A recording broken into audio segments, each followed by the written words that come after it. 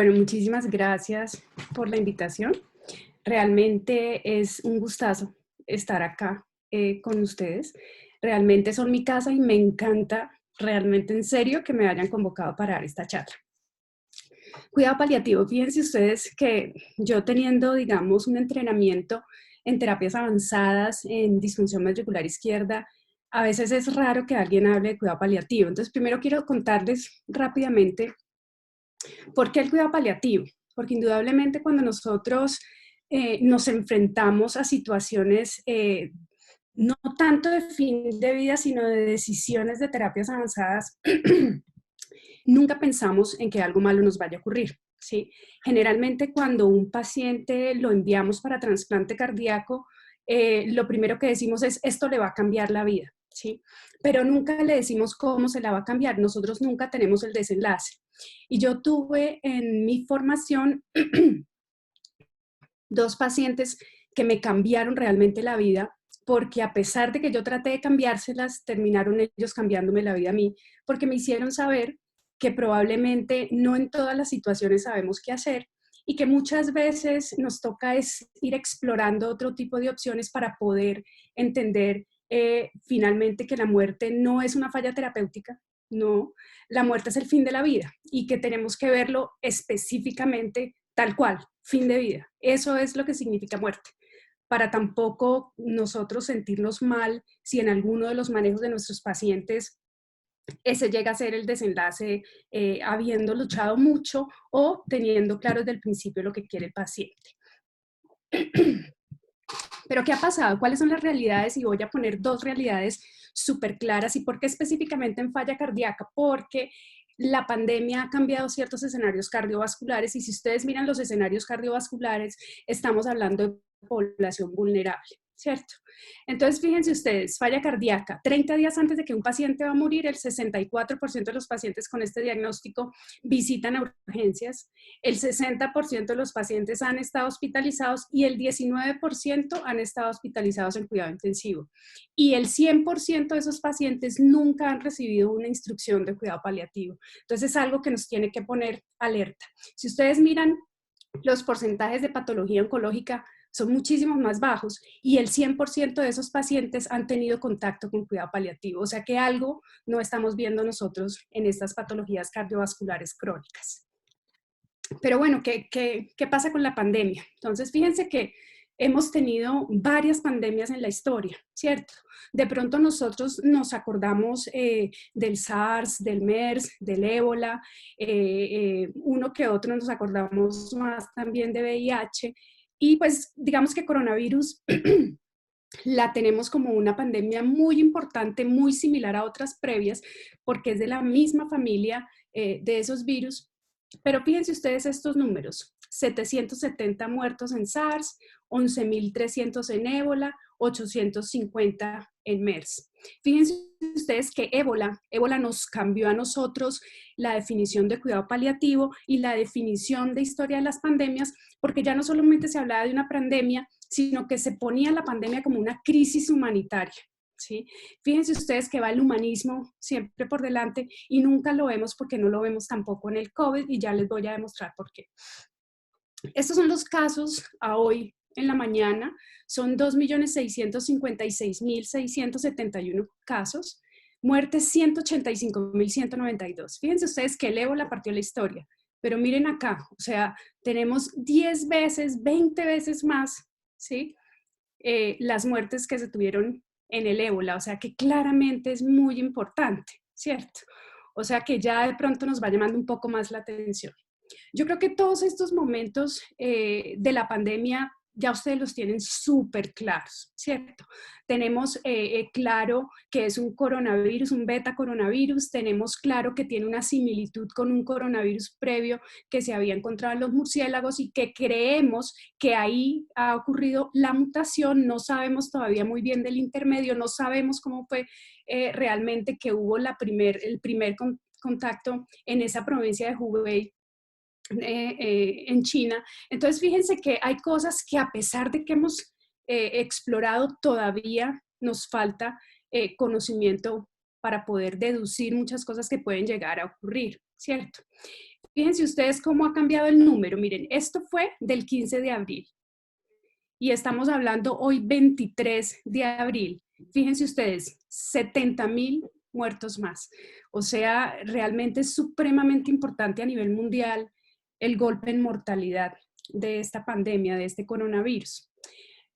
También yo creo que todos ustedes saben esto a grandes rasgos, son como porcentajes importantes, 80% asintomáticos o con enfermedad mínima, 15% con enfermedad severa, 5% que van a ser pacientes que van a estar en estado crítico, ¿sí? Y la fatalidad, que es de un 3.2% en la primer cohorte que sale de Wuhan, ¿cierto? Pero ¿qué pasa con la tasa de fatalidad? La tasa de fatalidad no lo han mostrado los registros que cambia y cambia por varias cosas. Cambia teniendo en cuenta el país, ¿cierto? Miren ustedes, Alemania realmente lo ha podido y lo ha mantenido muy bien esa tasa de fatalidad. Las edades también tienen tasas de fatalidad diferentes, el estado clínico también. Sabemos que aquel paciente que termina en estado crítico es lanzar una moneda, o sea que claramente vamos a tener bastantes decesos en estos pacientes que llegan a esta condición clínica de la infección. Y si miramos comorbilidades, tenemos supremamente claro que la enfermedad cardiovascular es la que pesa aún más para los desenlaces de fatalidad de estos pacientes. Pero fíjense ustedes aquí abajo, ¿qué pasa con los sistemas de salud? Ese será el siguiente registro que saldrá, porque claramente vamos a comparar los sistemas de salud, porque eso también hace que aumente la fatalidad de nuestros pacientes. El menor tecnicismo que yo tenga en mi sistema de salud hace que sea menos efectivo y que haya menos acceso para la población que pudiera en algún momento salir adelante, e indudablemente puede aumentar las muertes de población de manera innecesaria. Obviamente esto también lo tienen ustedes, las diferencias en sintomatología entre los sobrevivientes y los no sobrevivientes. Todos sabemos que la replicación cambia durante la infección. Inicialmente la replicación es muy alta y termina baja. Sin embargo, en los no sobrevivientes vemos que la replicación sigue muy activa, la actividad viral. Recordar que en la infección por COVID-19, durante todo el trayecto de la infección cambia la sensibilidad y especificidad de las pruebas, específicamente la PCR en tiempo real. Por eso ya han salido varios algoritmos diagnósticos, no solamente con PCR en tiempo real, sino sumándole también la tomografía axial computarizada para aumentar la sensibilidad y especificidad del diagnóstico como una estrategia de varias técnicas diagnósticas en estos pacientes, y se suma en este momento la toma de serologías para ciertos clústeres o grupos. Entonces, fíjense más o menos cómo se parte por periodo de incubación, la fase leve aguda inicial, y luego viene la temida fase que dicen que empieza a partir del día 7, 8 y que puede perdurar hasta 21 o 26 días, y que en aquellos pacientes que fallecen, en esos días todavía hay replicación viral. Entonces, fíjense que a pesar de que conocemos algunas cosas, todavía patinamos en varias cosas con respecto al diagnóstico. Acá están, por ejemplo, una tabla muy agradable que se hace en el Consenso de Infectología Americano, en el cual ellos colocan como el caso o el uso que nosotros le vamos a dar a la prueba, los tipos de prueba y si sí o si no, ¿cierto? Entonces, ¿por qué es importante? Porque nosotros vamos a tenerlo que utilizar en nuestros pacientes en todos los escenarios para poder saber, teniendo en cuenta la sensibilidad y especificidad de cada una de las pruebas, si tengo que sumar o restar alguna opción diagnóstica para ellos.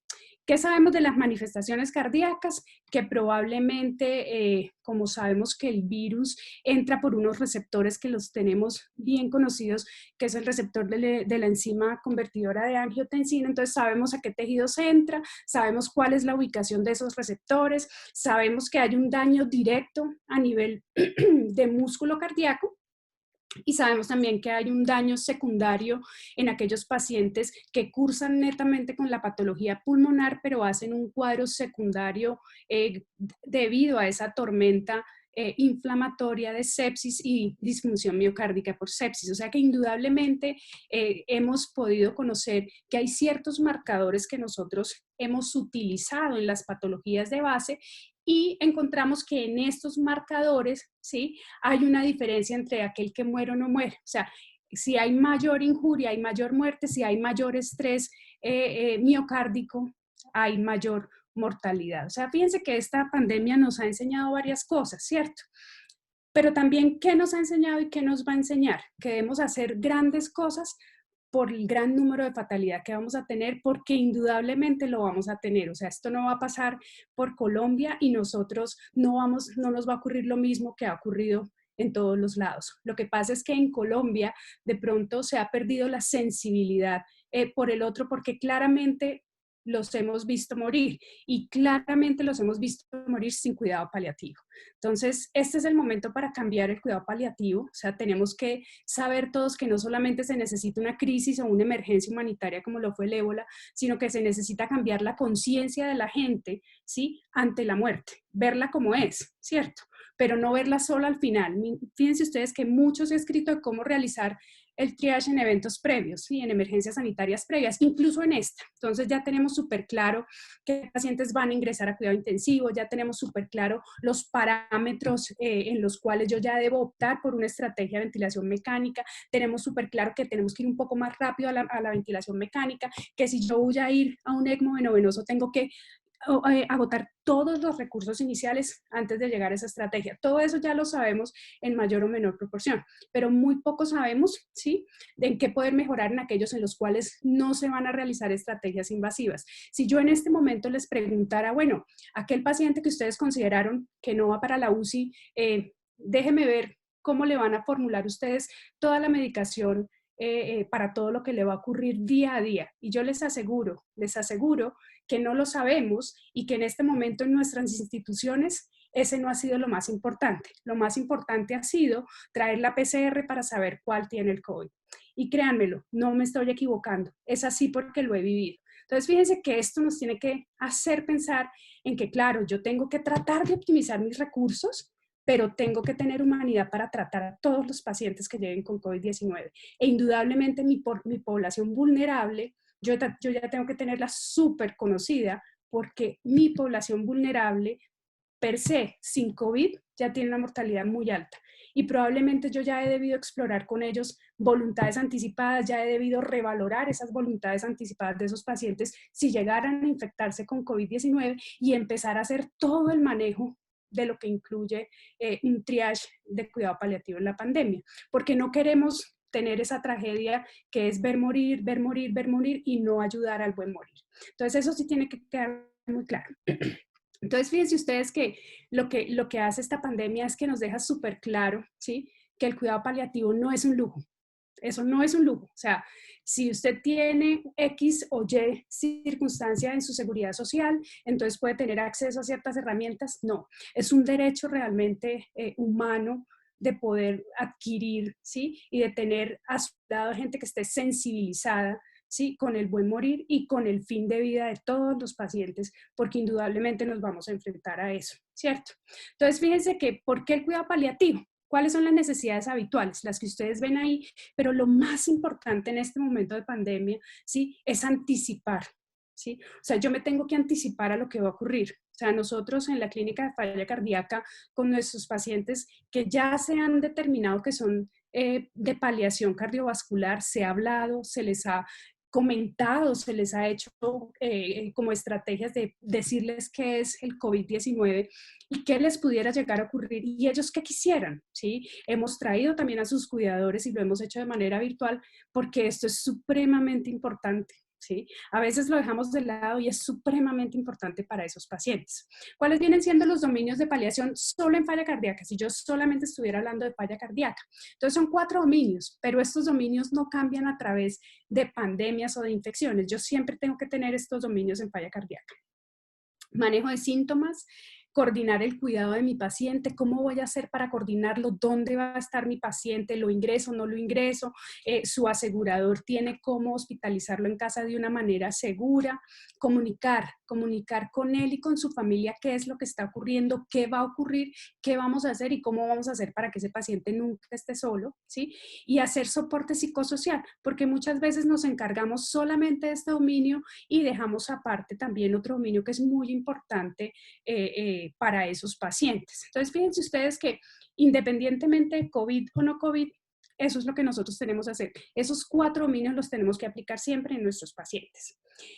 Pero, ¿cuáles son los niveles de cuidado paliativo? Entonces, una cosa es los dominios, que es lo que yo hago en el cuidado paliativo en falla cardíaca, y otra vez son los niveles para saber cómo puedo yo atender a mis pacientes. Entonces, fíjense que todos sin saberlos, ¿sí?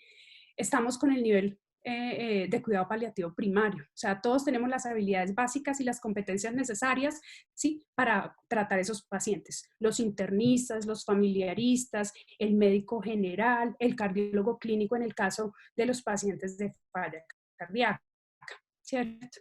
Entonces, son las habilidades básicas y las competencias básicas para manejar los síntomas, que eso todos lo sabemos. Lo que pasa es que solamente sabemos una parte de la analgesia, que es lo que tenemos que mejorar en el conocimiento del nivel primario del cuidado paliativo.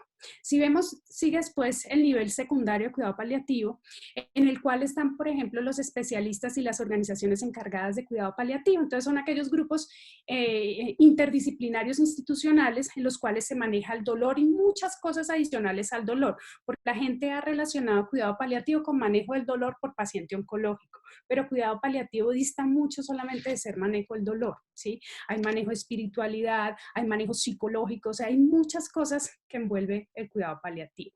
Y el nivel de cuidado paliativo terciario, que ya son centros especializados encargados de los casos más difíciles, ¿sí? Y de investigación en el campo del cuidado paliativo. Nosotros en Colombia adolecemos de este cuidado paliativo terciario. Nosotros lo que sí tenemos son centros y hogares geriátricos, que es muy diferente. Lo que pasa es que para la gente es mucho más fácil ver que la población geriátrica, ¿sí? Teniendo en cuenta también otras escalas que se utilizan en la población geriátrica de fragilidad específicamente, estos pacientes los considera la gente mucho más fácil de cuidado paliativo, ¿sí? Pero fíjense que a veces nos equivocamos porque no es la edad la que condena, doctores, son muchas variables adicionales en las cuales nosotros tenemos que tomar una decisión consciente y racional teniendo en cuenta el medio en el que estemos para las mejores decisiones en estos pacientes, de ser el caso cuidado paliativo. ¿Qué ha dicho la Asociación Colombiana de Cuidado Paliativo? Ellos adoptaron, digamos, dentro del marco de sus recomendaciones, lo que se venía trabajando con la Asociación Canadiense de Cuidado Paliativo. Entonces, verificar que en el staff que nosotros tengamos haya toda la medicación para poderla utilizar. En Canadá, recuerden ustedes que ellos en cuidado paliativo limitan, por ejemplo, quitaron la limitación del acceso a ciertos medicamentos. En Colombia todavía hay limitación de acceso a esos medicamentos, ¿sí? En cuanto al staff, lo que ellos dicen es que hay que entrenar a la gente que está en la primera línea de estos temas de cuidado paliativo para que sea más fácil para el paciente y su cuidador. En el espacio, entonces mencionan de optimizar espacios tanto para paliación COVID y paliación no COVID, o sea, que no se nos olvide a nosotros que un paciente de falla cardíaca puede morir de falla cardíaca sin tener COVID, o sea, que no perdamos esa sensibilidad que ya habíamos ganado de...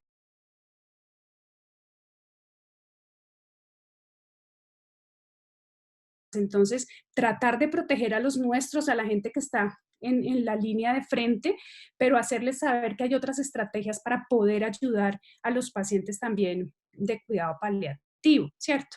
Sedación, fíjense ustedes que todos tenemos que estar preparados para manejar todos aquellos medicamentos que se han utilizado en manejo del dolor y sedación, tenemos que hacerlo. Evitar nosotros la soledad en los pacientes, utilizar estrategias virtuales con estos pacientes, comunicar es lo más importante en cuidado paliativo, hablar. Y créanmelo, hablar es muy difícil para los médicos. Para nosotros los médicos es maravilloso hablar de significancia estadística y eso es una maravilla. Y entonces salieron estos 500 estudios y yo todos los estudios me los leí, conozco la P, conozco si es estadísticamente significativo o no, pero jamás conozco los deseos de mi paciente. Entonces, en cuidado paliativo, lo más importante antes que la P son los deseos de nuestros pacientes, ¿cierto? Entonces, es súper importante y que tiene que ser igual para todas las poblaciones, incluyendo las poblaciones que se consideran más vulnerables. Estos son algunos ejemplos de lo que se hace en paliación primaria y secundaria, por ejemplo, en COVID, en aquellos pacientes que tienen enfermedad severa, ¿cierto? Entonces, en la enfermedad severa en los cuales vamos a manejar el cuidado paliativo. Entonces, esto es como una escala para que ustedes puedan ver lo que se necesita, la cantidad por kit que se necesita para cada uno de los síntomas que pueden tener nuestros pacientes. Esto es sacado de la revista canadiense del consenso que se hizo por la pandemia COVID 2020. Y fíjense ustedes que no solamente van a estar expuestos a esto, van a estar expuestos a aquel paciente que se encuentra críticamente enfermo y que han decidido no ingresarlo a la unidad de cuidado intensivo, pero indudablemente alguien va a estar manejando ese paciente. Entonces, fíjense ustedes que con todas las medidas de protección ustedes van a tener que ir por algoritmos de opioides, ¿sí? Porque nos va a tocar. Porque si yo les mostrara la relación que hay de paliativistas para estos pacientes, no vamos a alcanzar. ¿Sí? O sea, claramente vamos a necesitar conocer todas estas estrategias de manejo para los pacientes porque claramente nos va a tocar manejar estos pacientes, ¿cierto? Entonces, en cuidado paliativo primario, que se manejan las bases y las habilidades básicas, vamos a tener que cruzar un poco el primario al secundario y tener muy de cerca nuestro grupo de paliativistas de la institución para que nos ayuden un poco con el manejo de estos pacientes, porque es un poco más difícil enfrentarse a estos pacientes, a aquel paciente que se ha decidido intubar por varias variables en las cuales nos dicen y nos auguran que es un paciente que puede llegar a salir adelante en esta pandemia COVID. Pero fíjense que estos son los escenarios de cuidado paliativo y estos dos nos competen a los cardiovasculares. Entonces, fíjense ustedes que acá mencionan paciente con enfermedad terminal oncológica o no oncológica que ingrese con falla ventilatoria o hemoptisis masiva por COVID-19. Acá nosotros ya tenemos que tener súper claro cuáles son las voluntades de nuestros pacientes, o sea, no hay que correr con esos pacientes. Ellos tienen que saber, ¿sí? ¿Qué era lo que hubiera podido llegarles a ocurrir si llegan a tener el contagio en este momento en fase de mitigación, así ellos hayan tenido todas las medidas extraordinarias de cuidado que se les han enseñado, ¿cierto? Entonces, fíjense ustedes, o aquel paciente, ¿sí? Que está o que se controla o que está en domicilio, ¿cómo vamos a hacer para manejar este paciente en casa? ¿Cómo vamos a hacer nosotros con esos pacientes? Porque claramente los vamos a tener. Entonces, fíjense que acá ellos en el consenso canadiense nos sugieren de pronto un triage para poder referir si tenemos nosotros a la mano especialistas en cuidado paliativo para poder identificar esos pacientes que serían de una vez para un especialista en cuidado paliativo. Perdón, disculpe. ¿Me escuchan? Sí, doctora, perfecto. Ya Ok, está iniciando vale. con el micrófono abierto. Tranquila, doctora. Perdón, vale. Y aquellos pacientes que van a necesitar el seguimiento también por cuidado paliativo especializado, porque indudablemente va a haber algunos pacientes con síntomas refractarios en los cuales vamos a necesitar realmente la ayuda de un experto en cuidado paliativo, porque no es solamente el manejo de los opioides, es llegar, empezar el manejo de los opioides con un algoritmo muy claro, manejo de secreciones, manejo de dolor, hasta probablemente llegar a sedación paliativa, que ya es campo del experto en cuidados paliativos. Pero ¿qué pasa con falla cardíaca? Fíjense ustedes que van a tener pacientes con sospecha y sin sospecha de falla cardíaca y ustedes ya saben cuál es la trayectoria hospitalaria de sus pacientes, ¿cierto? Entonces, esperemos que esta sea la más sencilla y que ojalá nuestros pacientes hicieran esta, pero mire que la gran mayoría de esos pacientes no les va bien, o sea que sí vamos a estar expuestos y por eso nosotros como capítulo hemos sacado unos lineamientos en varios escenarios. Estos son los 7 escenarios que nosotros escogimos inicial, vamos a hacer un cambio porque ya ha salido nueva literatura en algunos de esos, específicamente en trasplante cardíaco, pero fíjense que a pesar de que son 7, lo más importante es ser claros desde el principio.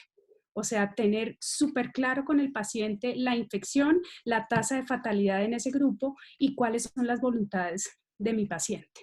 Lo que él haya decidido con su cuidador, pero él es el encargado de tomar su decisión con respecto a esta situación nueva a la que se enfrenta, que es la pandemia. Entonces, fíjense que en este escenario de empeoramiento de insuficiencia cardíaca sin sospecha de COVID, lo ideal es poder esclarecer yo con signos y síntomas sin tener que utilizar otro tipo de herramientas y no acercamiento a ninguna institución hospitalaria de cómo está mi paciente. Pero recuerden ustedes que estos son pacientes que ya pertenecen a una clínica de falla cardíaca, o sea, yo ya conozco el contexto de etiología y reversibilidad y qué tanta terapia modificadora de enfermedad tiene mi paciente. Entonces, claramente acá es manténgalo por fuera de hospitalización, y estas solamente serían las indicaciones para que un paciente que nosotros lo tuviéramos con teleconsulta, lo hiciéramos ir a una institución porque creemos que requiere una hospitalización por descompensación de falla cardíaca sin sospecha de COVID. Acá vendrían siendo los escenarios de telemonitoreo. Fíjense ustedes que también se está haciendo cita de control posalta, todo de manera virtual, cita de educación, cita de titulación con algoritmos muy claros en pacientes muy claros de bajo riesgo para poder dar continuidad al manejo médico, y ya lo que nosotros consideremos para citas presenciales, por ejemplo, por cardiólogo de falla cardíaca. Y este vendría siendo el empeoramiento de insuficiencia cardíaca con sospecha de COVID. Hacen lo mismo que están haciendo ustedes con todos los pacientes, digamos que el tamizaje es exactamente igual de la parte respiratoria.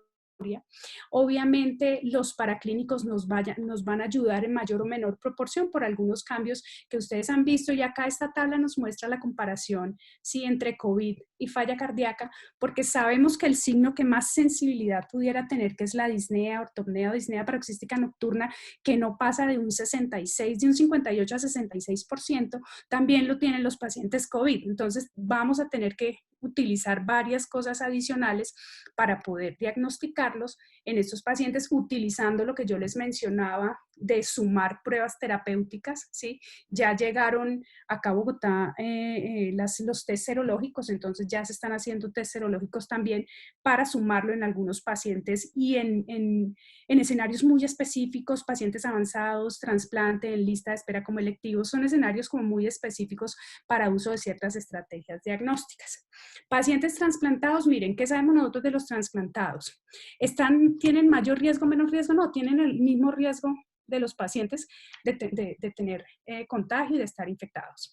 ¿Hacen mayor o menor respuesta? No ha sido todavía muy claro, porque las cohortes que se han visto en Italia, que es uno de los sitios más afectados en este momento, en Europa todavía no lo ha pasado España en este momento, ¿sí? Ellos tienen una tasa de 0.36% de contagio de pacientes trasplantados y no fatalidades. O sea que probablemente podamos estar ante un grupo que uno pensaría que les iría peor, y pues no es del todo cierto. No, nos faltan muchísimos datos con respecto a tratamientos, con respecto a tasa de fatalidad específica en trasplantados, ¿cierto? Han salido varios registros de éxito con algunos tratamientos. Recuerden ustedes que todavía no hay trials para poder decir si realmente lo que vemos ocurre o no ocurre, pero pues bueno, digamos que ya por evidencia nos vamos moviendo también hacia poder saber si los antivirales sí, no, gamma globulinas sí, no. ¿Qué ocurre en estos pacientes? Lo que sí debe ser claro es que recuerden ustedes que estos son pacientes trasplantados, ¿cierto? Entonces, de momento tenemos que actuar como se está actuando, teniendo en cuenta la clasificación en leve o moderado o severa infección por COVID en estos pacientes. O sea, ni se trata más ni se trata menos, se trata exactamente igual como va corriendo la evidencia en COVID. Pacientes con asistencia ventricular izquierda, ustedes que tienen allá una gran población de pacientes con asistencia ventricular izquierda, la manera de tratarlos es exactamente igual, las medidas de prevención son exactamente iguales, y que no se nos olvide que estos pacientes siguen siendo pacientes cardiovasculares, ¿sí? El hecho de que tengan un dispositivo, recuerden ustedes que si llegaran por X o Y motivo a tener un paciente con un COVID, una miocarditis fulminante, recuerden que estos pacientes dependen del derecho, y probablemente si llegan falla cardíaca deben pensarlo, si están sospechando COVID, que tenga un compromiso adicional de miocarditis. ¿Qué pasa con aquellos pacientes con falla de Novo? Ustedes hacen el mismo algoritmo. Fíjense ustedes, lo que pasa es que somos un poco más precavidos, ¿sí?, cuando se van a hacer los test para diagnóstico, ¿cierto?, para ecocardiograma. Entonces, si ustedes tienen un paciente en unidad de cuidado intensivo con una infección que se ha considerado severa, y en el seguimiento el paciente cambia sus variables hemodinámicas, empieza a hacer hipoperfusión, y ustedes ya tienen el COVID, claramente uno tiene que tratar de confirmar, ¿sí?, qué ha pasado con la función sistólica. Entonces, esto va a ser uno de los estudios que probablemente, y único estudio que probablemente vayamos a realizar con todo el equipo de protección para el que va a ser el estudio, pero probablemente biopsias no estamos haciendo, y el consenso define que las biopsias no se hacen porque si uno tiene en ese contexto una disfunción ventricular izquierda, la primera sospecha es de una miocarditis por COVID, ¿sí? Generalmente la disfunción miocárdica asociada a la sepsis, a pesar de que hacen injuria, el nivel de injuria no es tan grande como en una miocarditis fulminante, y la clínica de una miocarditis fulminante es un shock cardiogénico casi que profundo y que esos pacientes necesitan algo adicional de soporte. Acá lo que mencionábamos, cómo se manejan los casos teniendo en cuenta el nivel de severidad, que yo creo que ya todos, pues ustedes todos ya manejan esto, pero hay algo supremamente importante. Entonces fíjense que a medida que uno se acerca como al extremo de la enfermedad, ¿cierto? En lo que estamos pensando es en esto. Entonces yo les mencionaba que las miocarditis fulminantes son fulminantes, o sea, en cuestión de horas el paciente fallece. Pero fíjense ustedes que a diferencia de lo que uno pudiera pensar, se han utilizado el 85% de ECMOs que se han utilizado son venovenosos, el resto venoarterial o mixto, ¿cierto? Pero sí son muy claros si ustedes miran este último consenso publicado el viernes de la semana pasada de la ELSU, ¿sí? Fíjense ustedes que a medida que pasan las fases de la pandemia, se hacen criterios muy restringidos o se cierran los programas de ECMO. ¿Ven ustedes? ¿Por qué se cierran los programas de ECMO? Porque esto, cuando está un sistema de salud sobrecargado, ya no es apropiado utilizar esas terapias, porque todo lo que yo voy a utilizar en un paciente lo voy a requerir para 6 pacientes que de pronto tienen más pronóstico que ese solo paciente que va a utilizar el ECMO. Entonces, fíjense ustedes que nos vamos a volver supremamente estrictos, ¿sí? En todos los pacientes. En este momento, ¿dónde estamos nosotros? Acá. Nosotros, Colombia, me refiero por nuestro sistema de salud, ¿cierto? Entonces, fíjense que en este momento estamos haciendo el triaje máximo, ¿sí? Para tener un beneficio muy claro en aquellos pacientes que se van a montar. Entonces, fíjense, pacientes jóvenes que solamente tengan daño de un solo órgano, ¿sí? Y obviamente seguimos con las mismas indicaciones de ECMO para los pacientes no COVID. Claramente, pacientes con sospecha de COVID, con eventos de paro, no se está montando el ECMO como una opción. Entonces, estamos en la contingencia 1.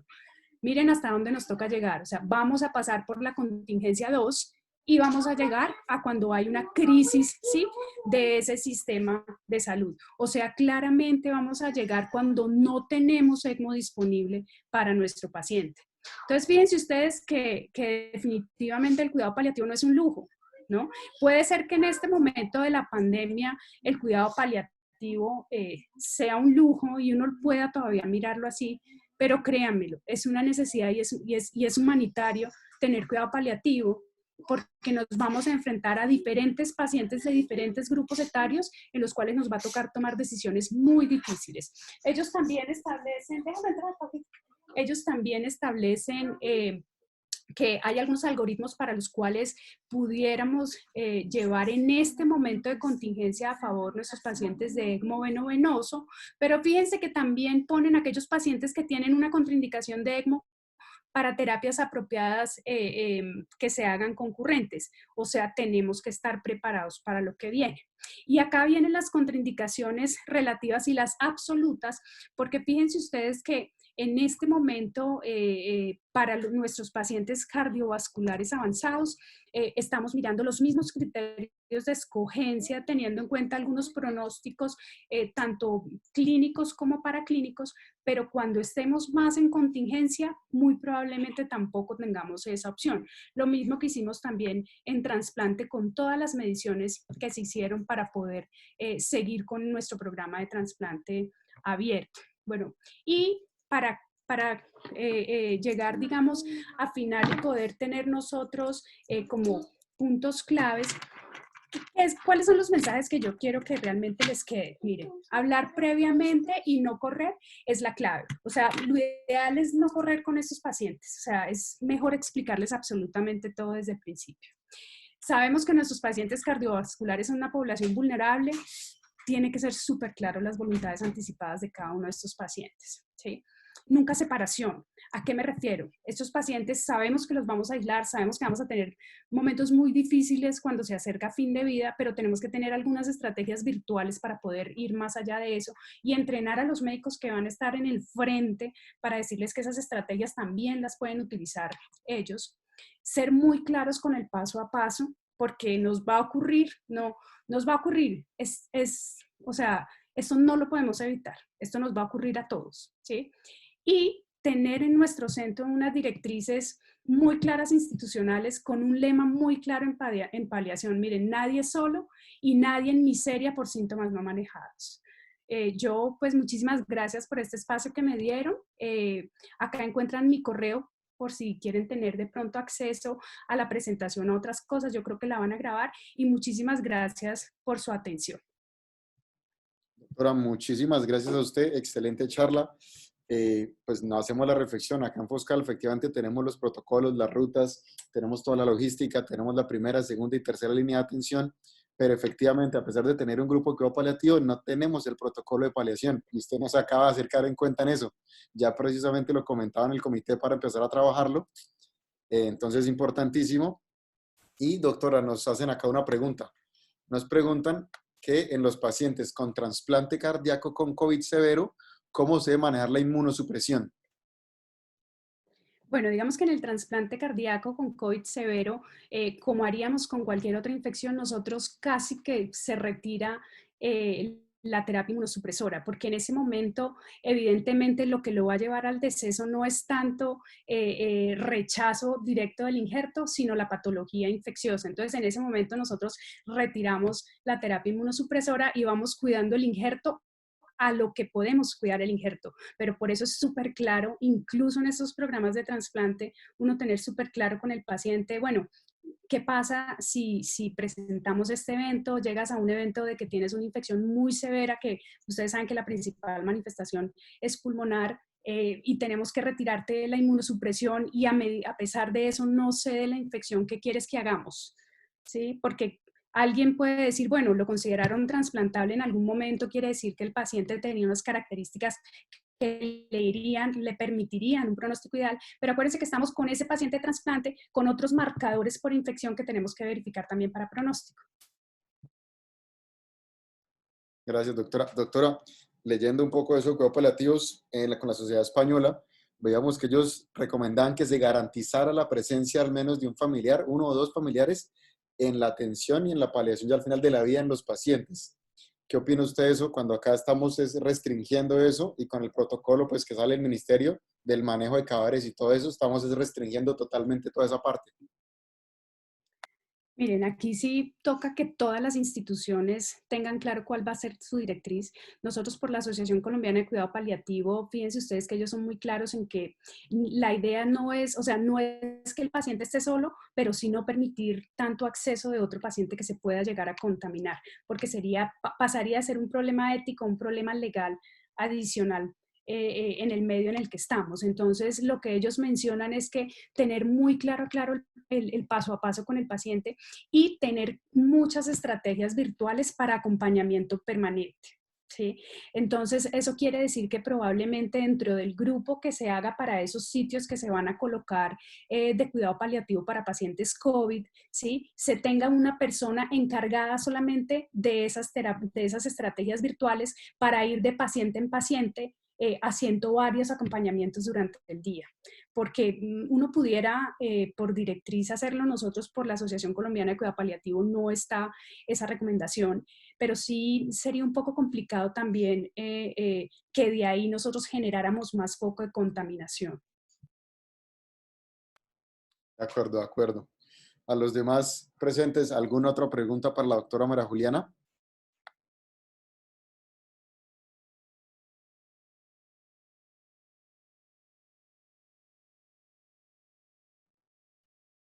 Parece que por ahora no, doctora, pues realmente es un tema que uno lee. Pregunta, Ah, bueno. doctor Hola, Edgar. doctor Gustavo. Claro que sí, adelante, profe. Bueno, doctora María Juliana, muchas gracias por la conferencia, excelente como siempre. A mí me parece que nosotros tenemos que tener un enroque entre consulta externa y la parte hospitalaria. Y es prudente que nosotros estemos estratificando a las personas. Yo le he compartido esta mañana un correo donde decía que en los pacientes pluripatológicos hay una forma de hacer pronóstico, de aplicar escalas como por ejemplo el Profund y Paliar, y saber qué pacientes tienen un Profund alto para inmediatamente convocar o invitar a la planificación de voluntades anticipadas, que debe ser en la consulta externa donde se debe en un momento determinado indagar, preguntar al paciente si es posible y si tiene las condiciones, o a la familia o al cuidador, para que tengamos listo qué podemos hacer en un momento determinado y de pronto evitar el encarnizamiento terapéutico y la desprescripción, que es muy importante en un momento determinado. Y adicionalmente, alguna persona querrá no morir en un sitio o al final de la vida estar en un espacio frío y de pronto en una bolsa, sino querer estar en un sitio y un espacio diferente. Entonces, creería yo que es muy importante para nosotros como internistas poder identificar este tipo de personas, de pacientes, y darles la oportunidad de decir, bueno, ¿y ustedes cómo les gustaría estar al final de su vida? Eso es totalmente cierto. Digamos que lo importante es no correr con estos pacientes. O sea, si nosotros en este momento, la pandemia nos ha enseñado algo, es que hay unas poblaciones más vulnerables que otras, pero ninguna está exenta, ¿sí? Pero entonces, teniendo el conocimiento de esas poblaciones vulnerables, en el caso específico mío, cardiología, es súper claro que yo en mi población vulnerable tengo que darles el conocimiento total y tengo que tener claro mi paciente con enfermedad de base y score hacia dónde voy con él y hacia dónde voy con él si el COVID estuviera presente. Eso es supremamente claro. Doctora, nos hacen otra pregunta y es si un paciente con falla cardíaca que está en lista de trasplante progresa ya, se tiene todo para el trasplante, pero presenta COVID. ¿Al cuánto tiempo sería seguro hacer el trasplante y cómo se pueden manejar las pruebas de PCR o esto para mirar la eliminación viral? Bueno, digamos que en este momento, esa es una pregunta muy interesante. Nosotros ayer alcanzamos a lanzar en la Fundación Cardioinfantil nuestro protocolo en fase de mitigación porque hubo uno en contención y ahora en mitigación es otro. Y recuerden que cambia teniendo en cuenta la prevalencia del medio también en la mitigación. Por eso cambia la ELSO teniendo en cuenta también la capacidad de los sistemas. En este momento uno espera que hayan 2 pruebas negativas, ¿sí? Pero cuando no se tiene acceso a pruebas, la Sociedad Europea de Trasplante mencionaba como mínimo 28 días para poder volver yo a activar ese paciente como un paciente candidato en electivo para trasplante. Antes no se podría. O sea que si en esos 28 días ocurren cosas, pues pudieran ocurrir, todos esos pacientes tienen que estar claros con sus voluntades anticipadas, porque depende, hay ciertos pacientes que tienen unas condiciones en lista de electivos, o aquellos pacientes que están con urgencia 0B, que están con manejo inotrópico intermitente, también tienen otras características especiales. Entonces, pues uno espera que puedan llegar a feliz término en la pandemia a recibir su trasplante, pero tenemos que ser muy cuidadosos con todos los estudios.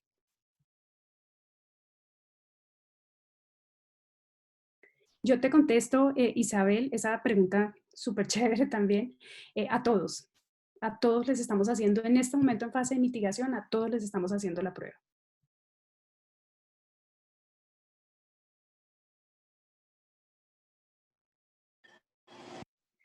Quería preguntarle, doctora María Juliana, soy el doctor Miguel Cadena. Allá en Cardioinfantil o en Bogotá ya hay avances en cuanto a la articulación del manejo domiciliario en pacientes que se consideran que por su estado funcional no son candidatos a manejos intrahospitalarios y que tienen de pronto un desenlace fatal esperado. Ya cómo están articulando para poder hacer un puente a casa o incluso, por ejemplo, pacientes con hogares geriátricos, si hay alguna articulación desde Cardioinfantil, sistemas de salud y eso para nosotros poder replicar igual acá también, ¿no? Nosotros tenemos solamente un sistema que funciona articulado, que es un sistema con compensar, ¿sí? Los otros, digamos que a pesar de que se les ha dicho, se les ha hecho la presentación como de todo el direccionamiento que se haría desde FCI pues, hacia su red, ¿sí? No, lo que sí hemos tenido son algunas redes que están gustosas dentro de lo de ellos a formarlo, entonces también les hemos ayudado a formarlas porque lo que nos interesa es que el paciente no sufra. ¿sí? Porque como ustedes vieron, nosotros el nivel terciario lo adolecemos muchísimo en Colombia. En este momento, a través del grupo de cuidado paliativo cardiovascular, estamos tratando de implementar la inotropía en casa. Y aunque ustedes no lo crean, miren, eso ha sido, yo llevo año y 3 meses en la lucha, no vamos a parar esa lucha, pero ha sido muy difícil. Entonces solamente lo tenemos con compensar. Eh, eh, digamos que la idea, lo que nosotros hacemos con ellos es hacer la transición a la red de ellos, pero ellos tienen un médico domiciliario que lo hace y a ese médico nosotros lo entrenamos específicamente para lo que queremos que él maneje. ¿Mm?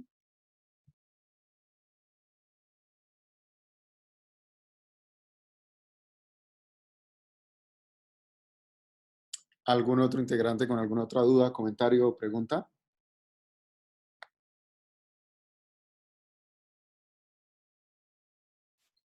Parece que no, doctora. No, pues nos deja la duda sembrada, como siempre, ilustrándonos, doctora, y por supuesto nosotros la extrañamos muchísimo por acá.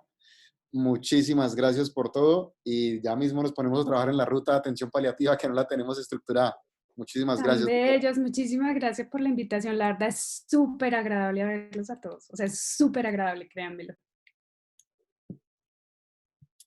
Bueno, damos por concluida la sesión. Doctora, nuevamente muchas gracias por aceptar la invitación y la invitación a todos por haber asistido. Muchísimas gracias.